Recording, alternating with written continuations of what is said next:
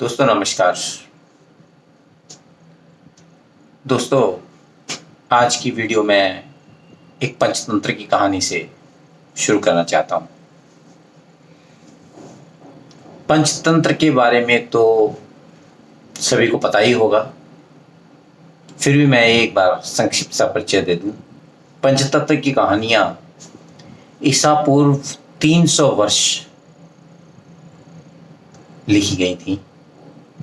माना जाता है, हो सकता है ये उससे भी पुरानियाँ हों, और ये छोटी छोटी कथाएं हैं जो कि भारतीय संस्कृति का दर्शन लेके आती हैं, और छोटी छोटी कहानियों के माध्यम से ही बहुत बड़ी बड़ी शिक्षाएं दी गई हैं। बहुत ही रोचक हैं। मेरी आप सबसे आग्रह है कि आप लोग ये पंचतंत्र की कहानियाँ की बुक्स लें, अपने बच्चों को जरूर पढ़ाएं, ताकि उनको अपनी संस्कृति, अपने कल्चर, इनमें जो विविधता छुपी हुई है उससे उनको लाभ मिल सके। दोस्तों एक कहानी आती है, एक बंदर और दो बिल्लियां। दो बिल्लियां आपस में बहुत अच्छी दोस्त होती हैं। कहीं से उन्हें एक रोटी मिलती है और वो रोटी को पाने के लिए एक दूसरे से लड़ झगड़ लेती हैं। उनकी इस लड़ाई को एक बंदर देख रहा होता है। बंदर आता है और कहता है कि मैं आप लोगों की लड़ाई खत्म कर देता हूं, लाइए मैं आप लोगों को इक्वल इसको मैं बांट देता हूं। तो वो बिल्लियां बोलती बहुत अच्छी बात है, आप इसे हम में बांट दीजिए, हमारी लड़ाई खत्म हो जाएगी।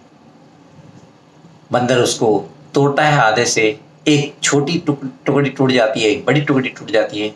तो कहता है अरे ये तो थोड़ी बड़ी टूट गई। तो उसको जितनी बड़ी थी उसको खाता है, और फिर उसके बाद जब खाता है उसको तो वो छोटी हो जाती है। फिर तो बोलता है कि अरे अब ये बड़ी हो गई, तो इसको एक बाइट ले लेता है, फिर दूसरी बड़ी हो गई, दूसरी बाइट ले लेता है। ऐसे करते करते उनको उस पूरी रोटी को वो खुद खा जाता है, और वो दोनों बिल्लियां हाथ मलती रह जाती हैं। तो दोस्तों ये कहानी लगता है अमेरिका ने बहुत ही सीरियसली ले ली। आज की डेट में अमेरिका की हरकतें वही हैं जो कि वो बंदर करता रहा है, लेकिन ये इतने सोफिस्टिकेटेड और इतने समझदार तरीके से करता है कि इनको पकड़ना बहुत मुश्किल होता है। लेकिन फिर भी जब रिजल्ट्स आ जाते हैं तो डेफिनेटली ओपिनियन तो बनता ही है। अब हम अगर थोड़ा सा गौर करें तो द्वितीय विश्व युद्ध के बाद दो सुपर पावर्स बन के उभरी थी, Russia and America. America definitely ज़्यादा पावरफुल होकर के उभरा, और वो अपने आप को विश्व का सबसे बड़ा पुलिसमैन समझने लगा। जो द्वितीय विश्व युद्ध की जो असुरक्षा की भावना थी उसको उसने बहुत अच्छी तरह से कैश किया। उसने देखा कि चाइना और जापान में आपस में बहुत बड़ा मनमुटाव है, तो उसने जापान के साथ में मिलिट्री पैक्ट कर लिया कि तुम्हारी सिक्योरिटी जिम्मेवारी हमारी, तुम हमें कुछ पेमेंट करते रहो, हमारा अड्डा तुम्हारे पास रहेगा, हम तुम्हें सब चीज़ से बचाएंगे। और चाइना को कॉमर्शियल वे में सपोर्ट करने लगा, चाइना को सारी फैसिलिटीज देने लगा, वहाँ प्रोडक्शन ये वो हर चीज़ में। चाइना से उसके संबंध तो अब जाकर के, जब चाइना अमेरिका के समकक्ष होने की कोशिश में आ गया, या उस लेवल पे आ गया कि अगले 10 सालों में वो उसके कम समकक्ष आ जाएगा, तो अब इसको थोड़ा लगा। अदरवाइज आप देखिए, अगर दो दुश्मन हैं और एक की दोस्ती में आप उसकी रक्षा के लिए आप प्रतिबद्ध हैं, तो आप दूसरे को बढ़ावा कैसे दे रहे हैं? दोनों बिल्लियां और बंदर, समझ रहे हैं आप? चलिए उसके बाद और आ जाइए इधर। जापान से साउथ कोरिया का, जापान को भी मिलिट्री सपोर्ट दे रहा है और साउथ कोरिया को भी दे रहा है। साउथ कोरिया, नॉर्थ कोरिया इतना छोटा सा कंट्री होने के बाद भी उसे हल्ला तो बहुत मचाते हैं ये। एक्सेस ऑफ इविल का नाम भी देते हैं। ये बोलते हैं कि वो कुछ ना कुछ कर रहा है, वो जरूर परमाणु बम बनाने की कोशिश कर रहा है, लेकिन आज तक किया क्या, बातों के सिवाय। लेकिन रखा है दोनों को। साउथ कोरिया को नॉर्थ कोरिया का डर दिखा दिखा के साउथ कोरिया को भी हथियार अपना बेच रहे हैं। अब आ जाइए इधर ईस्ट अपने इंडियन कॉन्टिनेंट में। अमेरिका शुरू से ही पाकिस्तान को, वेस्टर्न कंट्रीज भी पाकिस्तान को सपोर्ट करते रहे हमेशा हमेशा। उन्हें लोन से लेकर के मिलिट्री इक्विपमेंट से लेके हर चीज में, जबकि उन्हें पता है, अच्छी तरह से पता है कि आतंकवाद का जनक कौन है, कौन आतंकवाद को बढ़ावा दे रहा है। यूरोपियन यूनियन को नाटो संगठन बना दिया। उनको कहा भाई आपकी सुरक्षा की जिम्मेवारी हमारी मिलिट्रीज आपके यहाँ पर पोस्टेड रहेंगी अलग अलग जगह पर। और अगर रशिया का डर, रशिया अगर आपके ऊपर अटैक करता है या कुछ करने की कोशिश करेगा तो हम साथ लड़ेंगे।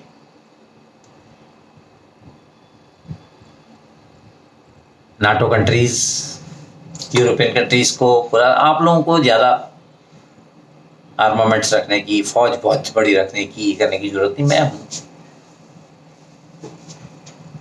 रशिया के अगेंस्ट में, आपको प्रोटेक्शन मैं दूंगा। और अब वहां पर भी उनको आंखें दिखा रहे हैं।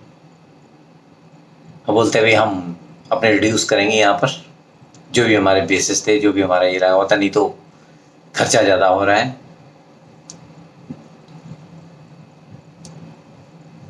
इराक के साथ वैसे ही किया। इराक ईरान में कन्फ्लिक्ट करवा गए, दोनों तरफ मजे लेते रहे। इजराइल, मिडिल ईस्ट कंट्रीज को भी अपने हथियार बेच रहे हैं। इजराइल के साथ भी अच्छी दोस्ती है, अच्छा है, सबसे प्रगाढ़ मैत्री है। और वो दोनों दुश्मन हैं, लड़ रहे हैं। आप गौर से देखें तो दो दुश्मनों के बीच में ये दोनों के साथ दोस्ती रख के दोनों तरफ अपने हथियार बेचने में माहिर। यही चालाकी प्रेजेंट सिनेरियो में भी ये कर रहे थे, मैं कहूँगा, क्योंकि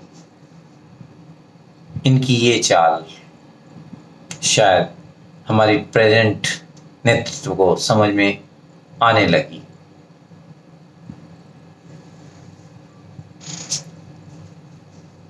चाइना ने जब हमारे ऊपर, हमारी जमीन पर गलवान में कांड किया, घुसाए, उससे पहले डोकलाम में घुसाए, तो ये कितनी तेजी से आए हमारे पास हमारी सहायता करने के लिए। वहां से बड़ा बेड़ा चल पड़ा जी। लेकिन इस चीज को हमारे नेतृत्व ने बाइट नहीं किया। उन्होंने जरा सा भी प्रोत्साहन नहीं दिया। उन्होंने कहा ठीक है, आप आ रहे हैं, अपनी मर्जी से आ रहे हैं, हम निपट लेंगे चाइना से। यहां इनका कैलकुलेशन थोड़ा गड़बड़ हो गया। हमारे नेतृत्व को इस बात की भनक लग गई। लेटेस्ट भी जो सिचुएशन हुई है उसमें भी हमारे नेतृत्व ने बहुत ही समझदारी से काम लिया है। हमारे नेतृत्व को डेफिनेटली ये पता चल गया था कि ये अलग से जो डील्स कर रहे हैं, ये वहां से निकल रहे हैं, इनके पीछे इनका मकसद यही था कि जो इनके प्रति, इनके जो पुराने कृत्यों के कारण जो लोगों में इनके प्रति दुर्भावना पैदा हुई है, वो कम हो गए और वो भारत की तरफ फोकस्ड हो जाए। लेकिन इस बीच में भारत की फॉरेन पॉलिसी को दाद देनी पड़ेगी। उन्होंने बहुत ही अच्छे तरीके से इसको हैंडल किया। पहले शांत रहे, चुप रहे, होने दिया जो हो रहा है, और गलती करने दी। तो हमारे पड़ोसी ने गलती करी थी जब वो डायरेक्टली खुल करके आ गया अपनी एयरफोर्स लेकर, एयर पावर लेके। और तब वो उसके बाद से, और जब जैसे ही ये नई सरकार बनी और नए चेहरे सामने आ गए, वो एक्सपोज हो गए, तब भारत ने एक्शन लेना शुरू किया। और रातों रात रशिया, ईरान, ताजिकिस्तान, किर्गिस्तान, इन सबको एक सूत्र में बांध दिया।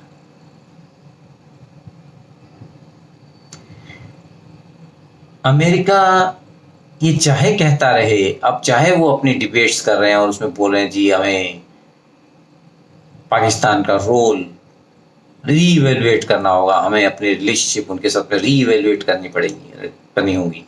मुझे एक चीज बताइए, मुझे समझ में नहीं आता। ये वर्ल्ड की पावर है, नंबर 1 पावर। इनको एक एक चीज कहाँ क्या हो रहा है सब पता होता है। इनको इतना नहीं पता लगा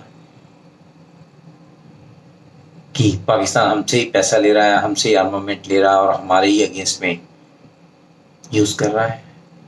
क्या 20 सालों में जिसको खत्म करने के लिए आए थे, उनका जो second in command al Zawahiri पिचिंदा होने की खबर आ रही है, या वो लोग एज ए संगठन 20 साल तक ये कुछ ना कर सका? हो सकता है क्या दोस्तों? सॉल्यूशन हो जाएगा तो इन्हें कौन पूछेगा? सॉल्यूशन हो जाएगा तो हथियार कौन खरीदेगा? कॉन्फ्लिक्ट खत्म हो जाएगा तो फिर चौधरी कहां के रहेंगे? सॉल्यूशन नहीं चाहते, नहीं तो क्या तालिबान जैसी ऑर्गेनाइजेशन को वर्ल्ड का नंबर 1 20 साल जिसने वहां गुजारे हो, 2 से 3 ट्रिलियन डॉलर खर्च किए हों, खत्म नहीं कर सकता? खत्म करना चाहते नहीं, और अभी भी जाते जाते कांड करके गए हैं। 80 बिलियन डॉलर से ज़्यादा हथियार इनडायरेक्टली पाकिस्तान को ही मिल रहे हैं। और अब ये कह रहे हैं कि उनको ह्यूमैनिटेरियन ग्राउंड पे जो पैसा देना है वो पाकिस्तान के थ्रू रूट होगा। मतलब हरियाणा ने हथियार आपने दे दिए हैं, अब आप पैसे भी दे दीजिए उसको। दोस्तों, बात बड़ी क्लियर है, भारत को अपनी लड़ाई खुद लड़नी है। जी हाँ, चाहे जो भी कहिए, आज भी रशिया साथ खड़ा नजर आता है। डेफिनेटली उसका इंटरेस्ट है, उसके भी हथियारों के हम सबसे बड़े ग्राहक हैं। लेकिन उसके अलावा उसका साथ हमेशा हमारे साथ रहा है। मैं ये नहीं कहता कि हमें उनसे ही हथियार दोबारा लेने चाहिए, जो भी है हमें भी डेफिनेटली अपनी फ्यूचर देखना है। हमें वेस्टर्न कंट्रीज से टेक्नोलॉजी लेनी है, हथियार लेने हैं, हमें आगे बढ़ना है, बट एक बैलेंस बना के चलना चाहिए।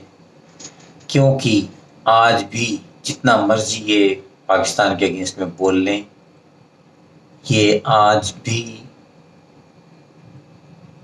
डेफिनेटली उनके साथ में बहुत ही जबरदस्त कोऑर्डिनेशन के साथ चल रहे हैं। क्यों ऐसा है कि बाइडेन साहब 1.5 घंटा तक जी से